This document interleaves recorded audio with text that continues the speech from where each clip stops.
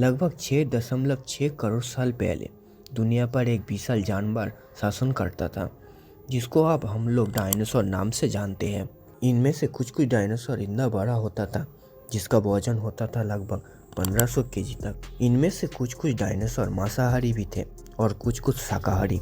और ये भी नहीं, इनमें से कुछ कुछ डायनासोर ऐसे भी थे जो कि आसमान में उड़ सकते थे, जिसके पंख करीब 10 से 15 मीटर लंबी थी।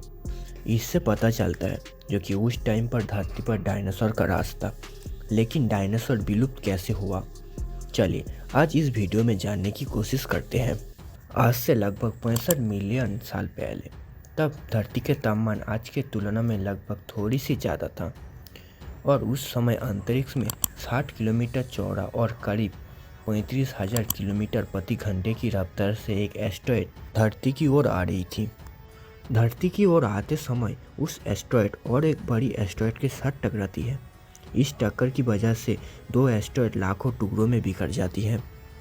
उन टुकड़ों में से एक 10 से 15 किलोमीटर चौड़ा एक एस्टेरॉयड का टुकड़ा बिछड़ के धरती की ओर आने लगता है।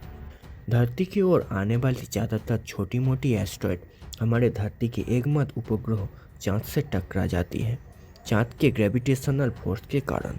उस समय ये एस्टेरॉयड चाँद से टकरा जाती तो ऐसी बड़ी विनाश नहीं होता, लेकिन ये एस्टेरॉयड चाँद से नहीं टकराया और लगभग ये एस्टेरॉयड 65,000 किलोमीटर प्रति घंटे की रफ्तार से धरती की ओर आने लगा। इस एस्टेरॉयड जब धरती के वायुमंडल में प्रवेश करता है तब इसका गति लगभग 70,000 किलोमीटर प्रति घंटे हो जाती है।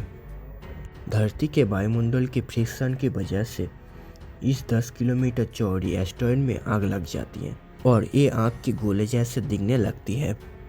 इस एस्टेरॉयड इतना ज़्यादा चमकीला था जो कि वैज्ञानिकों ने मानते हैं जो भी जानवर इस एस्टेरॉयड की ओर देखा था वो जानवर अंधे हो गए थे। इस एस्टेरॉयड कुछ समय के बाद आज के समय में जहाँ पर मेक्सिको है वहाँ पर ज़मीन से टकराती है।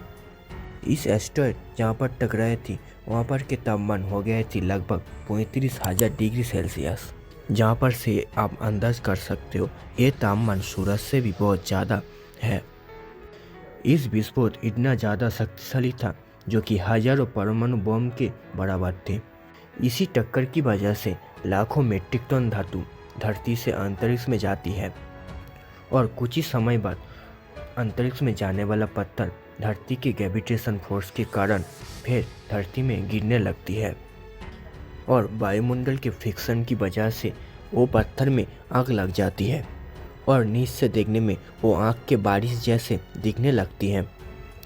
इनमें से जो डायनासोर आसमान में उड़ सकती थी वो डायनासोर इस आग के बारिश के वजह से जलकर खाक हो गई। जहाँ पर ये एस्टेरॉयड टकराए थे वहाँ पर लगभग 180 किलोमीटर चौड़ा और करीब 20 किलोमीटर गहरा गड्ढा बन गई थी। जहाँ पर ये एस्टेरॉयड टकराए थे वहाँ पर से लगभग 1000 किलोमीटर दूरी तक धरती के तापमान लगभग 300 डिग्री सेल्सियस तक बढ़ गई थी। इतना तापमान के वजह से करीब 1000 किलोमीटर के अंदर जो भी जानवर पेड़ पौधे था वो पूरी जल चुका था।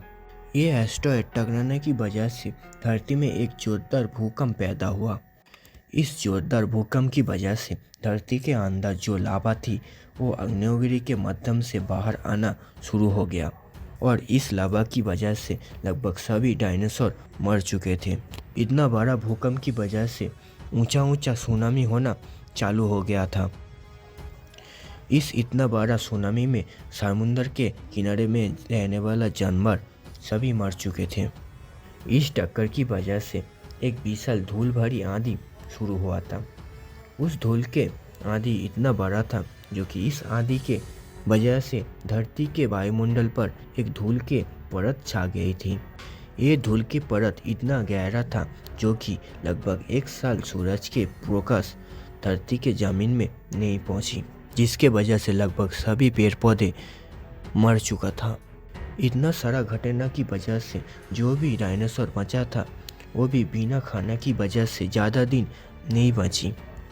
इतना सारा घटना के बाद इनमें से फायदेमंद हुआ मैमल्स प्रजाति के जानवर जो देखने में आज के चूहा जैसा दिखता था।